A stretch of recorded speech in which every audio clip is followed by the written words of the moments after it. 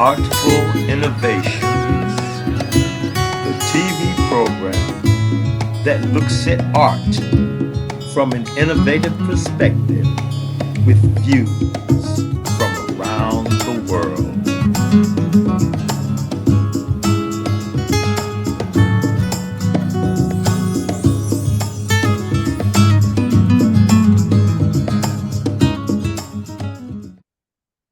Everybody, and welcome to Artful Innovations. I'm your host, S. Denise Newton, and we are here today with the masterful artist, Dale Goode, who's come to talk about his life and his wonderful work as an artist. Dale, it is good to see you, and we thank you so much for joining us here today on the show.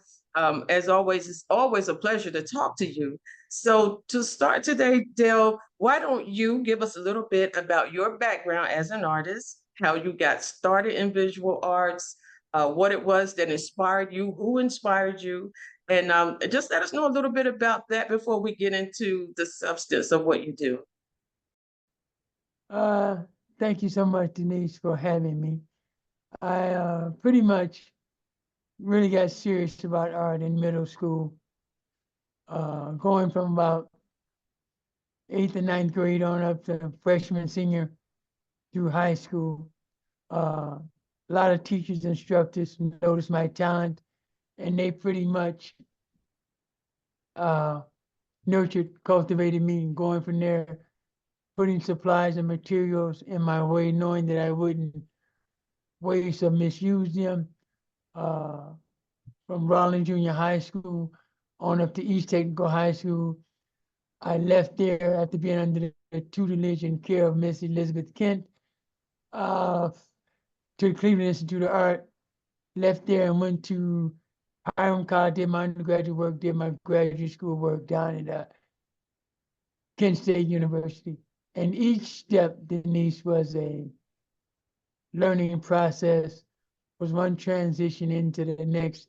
And I just couldn't wait from the thing that I was exposed to, the supplies and materials that were put in my hands to create and put in front of me. And I think that at this age, being 76 years old, I'm really creating some really compelling, engaging, some awe-inspiring uh, artwork. I'm really excited about it, Denise. I really am. That's and you should be because certainly you have put out some wonderful and some beautiful work over the time and over the years. I know that art falls in a variety of categories. Dale, how would you define your work, and what kind, or do you even categorize your work? Well, I would say basically that I'm a painter and a sculptor, but a lot of the recent paintings that I'm doing, the large, massive pieces, I'm using the canvas, the fabric, the burlap, the nylon, as like Richard Serra, the great sculptor, do as sculpture pieces. Once the pieces are painted, I then cut and shape them and fold them, and they give the piece a three-dimensional effect.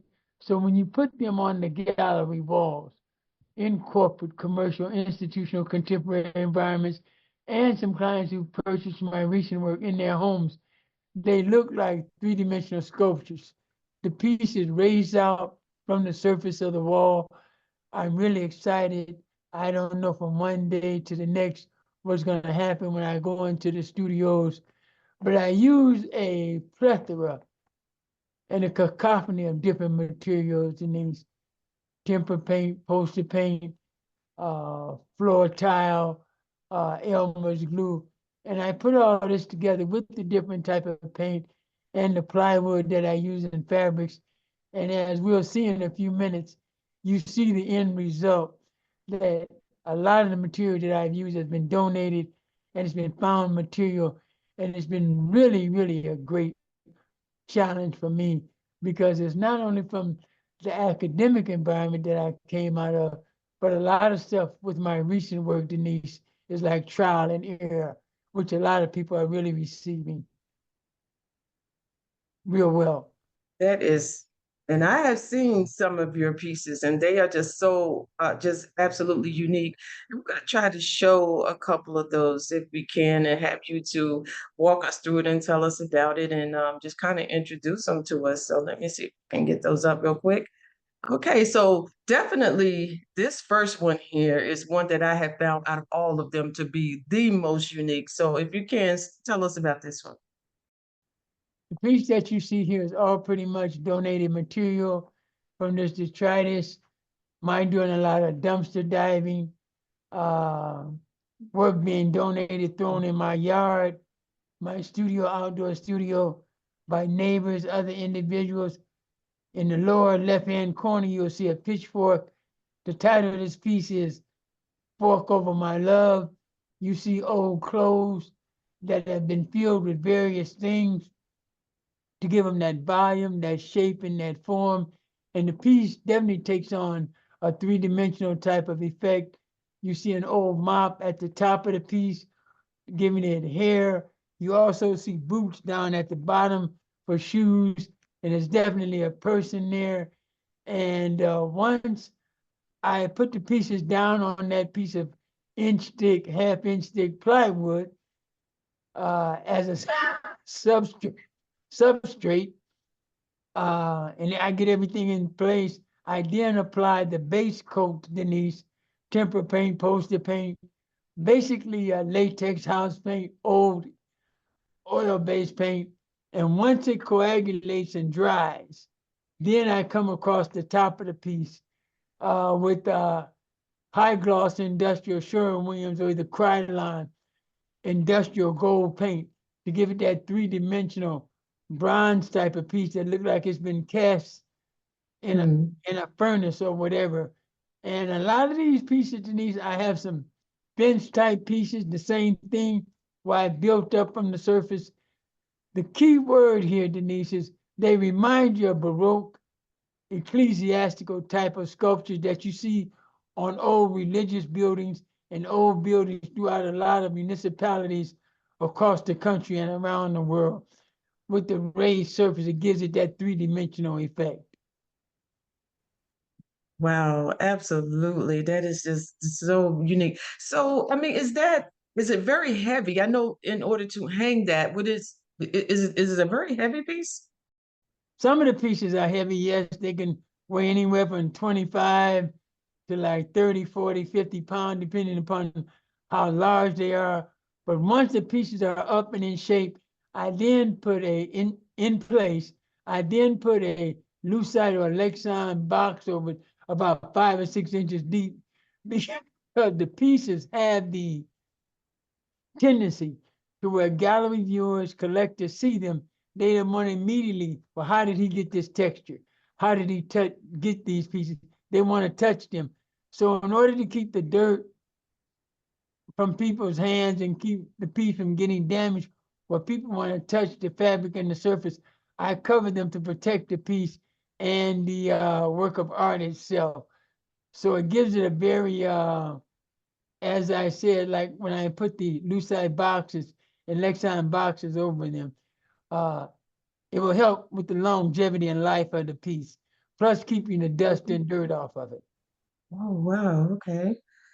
And so how long from beginning to end for something like this? And I know you probably go into that studio and just lose all track of time making something like this, but how long would it take for you to finish that? From start to finish, it might take me 2 to 3 days, sometime a week, depending upon how fast the coatings that I use, the joint compound, the floor tile, the Elmer's glue, the paint itself. It may look like this piece is dry on the surface, but underneath, if the paint, the coatings haven't received any kind of air where they can dry, the piece might take a week or two.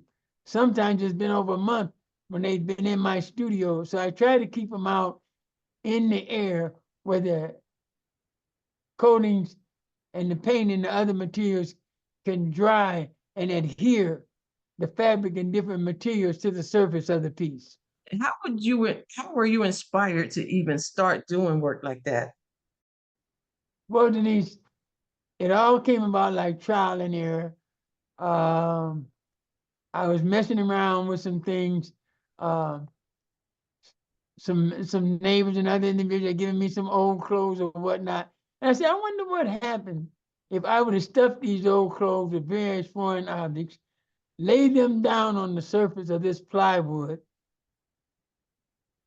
other surfaces, in different shapes and forms, and adhere them, staple them, glue them to the surface, and see if they take kind of shape. And one piece just led itself to the next, Denise, and that's where I got just constant building up. Each piece is different.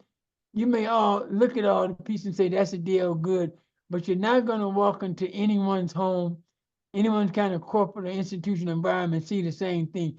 Each piece is original and each piece is different. So I challenge myself, Denise, to make each piece different from the first one that I start with and then go from there. Wow. And then you actually find the pieces for this just like around the city, just in the most unusual places. Oh yeah, I've seen a lot of days on trash pickup day, garbage pickup day. In my truck, my van, I stop, pick up pieces, see if I can make this work, take it back to my studio, and if not, I just put it back on the curb for the trash man to pick back up and go from there. You know, there's so much detritus material, garbage and waste that we produce as people. The supply is like really endless in the sense of a lot of the dumpster diving that I do, other stuff that people give and share with me. Well, let me take this down to Dale's house or studio, see if he can use this. And I get a lot of that, Mr. Artist, here's something that you can use and go from there. So it's really interesting, Denise, it really is, the end result that I create. Absolutely, I would say so. And that is really, really something. So tell us about this. This is a large canvas. I worked from about a 30 or 40-foot canvas long, about 12 feet wide, which is a really big piece of fabric. I don't prime the canvas because I like to take the paint and put it on it straight out of the tube or out of the can. I may soak the canvas real heavy with 4 or 5 gallons of water. And what that does, it allows the canvas, it allows the nylon, it allows the fabric and the burlap to open up. And that way the paint can sink through the fabric and material. Uh, I dilute some of the paint because I like those really pastel colors. In this piece here, this is a very large piece. So I cut this section out about 6 feet by 8 feet from a very large canvas. And I had this stretched and framed. And that's what I usually do. I may work on a canvas 40, 50 feet long, about 12 feet wide. And then I cut out the sections that appeal to me the best, Denise, and go from there. I apply the paint directly onto the surface of the canvas. Then I use large squeegees, 12, 15 feet, 12 or 15 inches wide, and I just vertically and horizontally pour the paint across the canvas like you would see a window washer when he uses a squeegee to wash and clean windows and remove the excess water off of the surface of the window. Okay, nice. And I guess this one would be pretty much like the same as the other one. Right. This one was done on another part of the same canvas, but only I cut this out in a different way, in a different form. So I try to use different paints on each canvas, so each one isn't the same. I try to mix my paints as they come out of the can and go from there. And I really like when I go back the next day after the canvas or the paint is dried on the canvas and see the end results. And I've gotten some good responses and good results out of the pieces, Denise. I really have. I I have can a believe lot of that. these that are rolled up in my studio now that no one has ever seen, uh, covered in plastic, collecting dust. So there's a lot of work that I'd love to show and exhibit. And that is a very interesting piece too. It's very nice. No, it reminds me of the fall colors. When you go to paint a new piece, is it do you sort of like get a vision first, like something comes to mind, or if you are you like a writer? Because as a writer, I know sometimes, excuse me, I can be sitting in a restaurant and something to come to mind. And I may not even have a pen and paper with me, and I just have to jot something down on a napkin because I got an inspiration in that moment. Does something like that ever happen to you as an artist? Oh, quite a bit, Denise. I find myself even in my car, I have a 6x9 little mini yellow pad and several pens and pencils. I find myself making notes, jotting things down. Do this in the studio today. Do this in the studio tomorrow. Remember to do this. And what paints I'm going to use, what fabric I'm going to use, how it's going to affect and determine the outcome of the pieces. So I'm really challenging myself. The painting, the artwork, the materials that I use challenges me, Denise. So there's this give and take.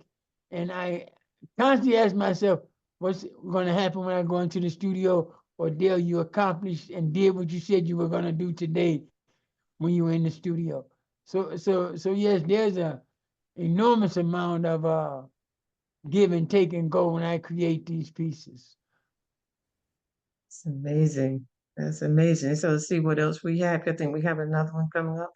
Oh, now this one. Oh, you have to tell us about this one. This is very nice here. So what's going on in this picture?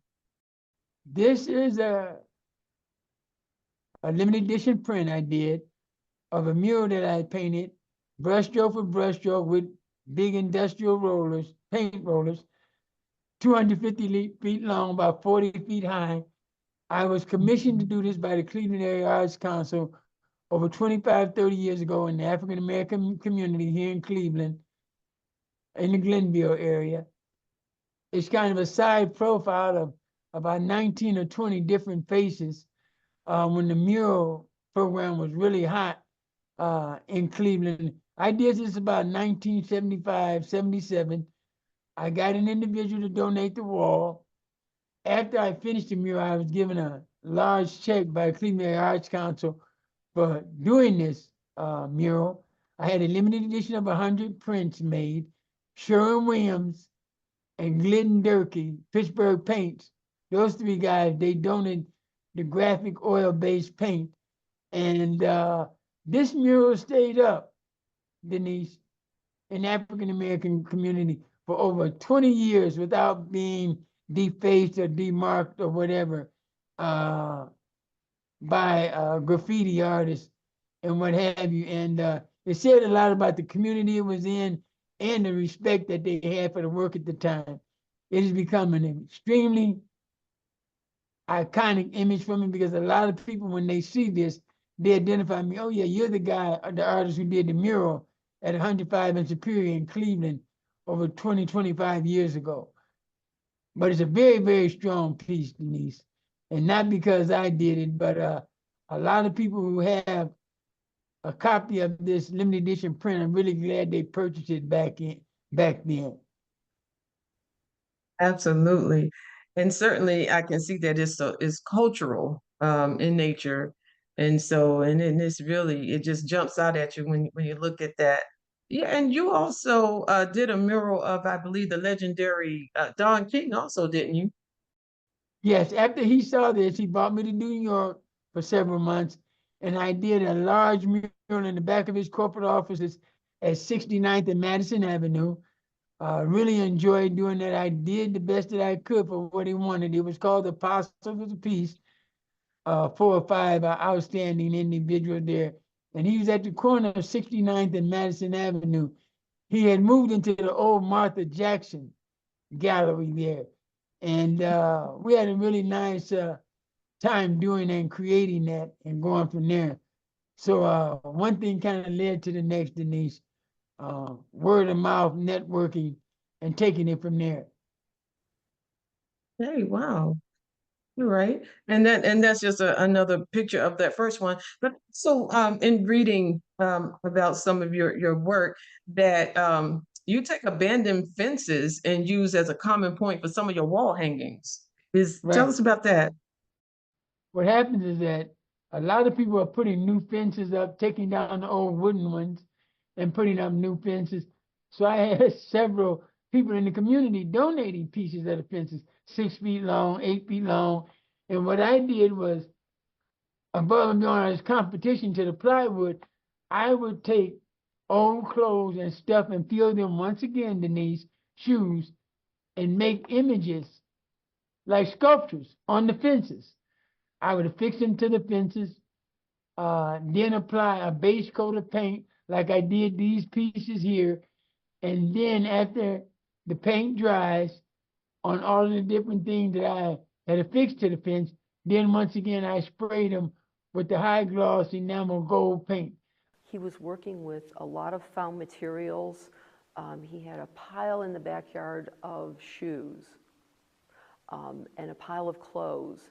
And he was doing these assemblages with all of this found material from people and putting them onto fences. And they were beautiful. They were like Renaissance sculpture, the way he was draping the clothes onto the fences. And they were anthropomorphic at the same time, and they were textural. They were heavily coated with paint. And so they were fascinating, and Dale, of course, is fascinating himself. The fences and the sculptures are more challenging for me because once I get the material and the fabric stuff and I begin to place them on the faces and place them on the fences and place them on the plywood. Well, how is this going to look? How is that going to look? No, take this off. There used to be a time I would never reconstruct or move stuff around. Now I do that quite a bit until it's satisfying to me, to the eye, before I put the paint and other supplies on it. And each step is systematic and methodical. It's not just no haphazard type. So it's systematic and methodically done. And then this is the interesting part here. The thing I really like about the fences also, Denise, I can do some of these 7 or 8 feet high. And it takes a lot of energy to move those fences and all of these material around on them when I'm executing these. So it's a lot of work that you're looking at there. For me, it's unique. I know people in the art world that see this a lot. It may not be to them, but I have to say, for me, it's so unique because I never really seen anything like that. And then to know how you just take these normal, everyday, just supplies and things that you find and bring it together and produce something like this. I think it takes a masterful individual with the utmost creative mind to be able to do something like that. Well, Denise, thank you for the compliment. But as I said, it's a real challenge for me not to just do cookie cutter type of works of art. I like every piece to be different. I like for every piece to be engaging. I keep going back to these words. I like every piece to be challenging and jaw dropping. And I like for the work to be memorable. I was reading in, when people leave the gallery and museums, I was reading in art newspaper, globally international art publication, the average museum goer, gallery goer, spends maybe 20, 25 minutes, 30 seconds, in front of a painting. I wanted people to stop, to contemplate, Oh, wow, look at the yes. work, step back at it, and go, well, how did he do this? How did he do that? Instead of just walking past one painting to the next. And I really accomplished that because I've seen people really stop, take a lot of pictures, photographs, and the work creates a certain amount of dialogue as well when people are viewing that. So I really accomplished that goal, and that means a lot to me, Denise, that people are really noticing the work. And yeah, and I've seen people in galleries, like, you walk in, and I know exactly what you're talking about because I've seen people do that. You go in a gallery and people that's kind of like browsing, and they'll walk past and look at an exhibit and walk to the next one, look at it a minute and then walk to the next one. But if you see somebody standing before one and they're really studying that exhibit, I mean, just really looking at it, and they're taking it all in. And a lot of questions are going through their mind at a time, like you just said. They're questioning, they're just looking at every part of how that piece came to be, and just studying, the colors and the fabric and everything that was used to make that piece. And then what else comes to mind? The artist, him or herself. Because even if they're not familiar with the artist, you would have to kind of think that, what kind of person that was that created such a beautiful piece like this that really captured their attention. So I know exactly what you're talking about because I've done that myself. Yeah, so, Dale, I think, is one of those people who is ahead of his time. And so at this point, or maybe in his recent past, he's been underappreciated. But, eventually people will catch up and catch on to him. And so I think that is a mark of genius. If you have an artist like Van Gogh, for instance, who's, persistently working away, people don't understand it at the time that he's making it, but look at all the future generations that have appreciated it. So yes, I think Dale could be one of those artists, yes. So are you working on anything right now? Yes, I'm doing some more sculptures made out of fabric where I knot and tie the fabric up. I lay it down in the pile and pour paint,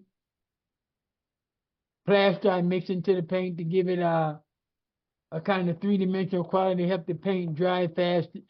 And then I mix different colors and pour the paint right on top of it and let it soak through the different fabric, linen, once again, canvas that I knot up and tie up, burlap. And once the pieces dry, they become very heavy. I like the textures of the piece. I take various materials off of the floor and around my studio that I just toss right into the paint. And the textures are really fantastic. These I'm gonna have to. I think there are some of those in the CDs and images that I sent you. If not, I'll send you some more whenever I get an address or whatever from you and going from there.